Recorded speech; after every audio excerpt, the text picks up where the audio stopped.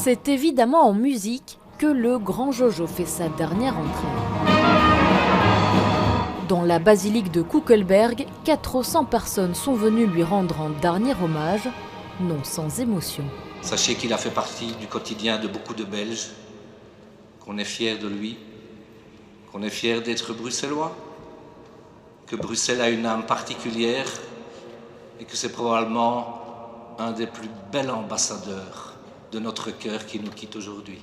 De nombreux fans ont fait le déplacement, certains ont attendu plusieurs heures dans le froid, mais ils n'auraient manqué la cérémonie pour rien au monde. On l'aimait tant, il mettait de l'ambiance, il était partout.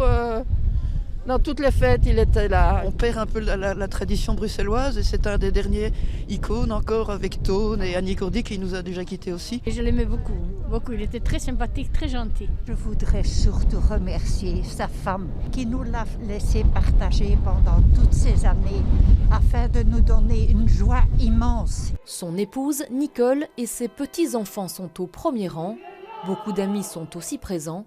Parmi eux, quelques personnalités bien connues. On riait, on pleurait, c'est magnifique, vraiment, on lui a rendu un très bel hommage. Cette cérémonie était vraiment tout à son image, populaire, à la belge, on a bien ri et c'est ça que je pense qu'il voulait et il a dû sourire de là-haut. J'ai vu un début de farandole, des choses comme ça, donc ça se voit pas trop dans d'autres enterrements. Alléluia.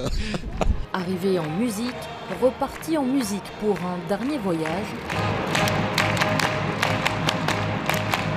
le grand Jojo a ensuite été inhumé au cimetière de Grand Bigard. Ses chansons resteront dans le cœur et dans la tête de tous ses fans. Chef, un petit verre, on a soif, oh là là là. Chef, un petit verre, on a soif. Une petite bière, on a soif, on a soif, on a soif. On a soif.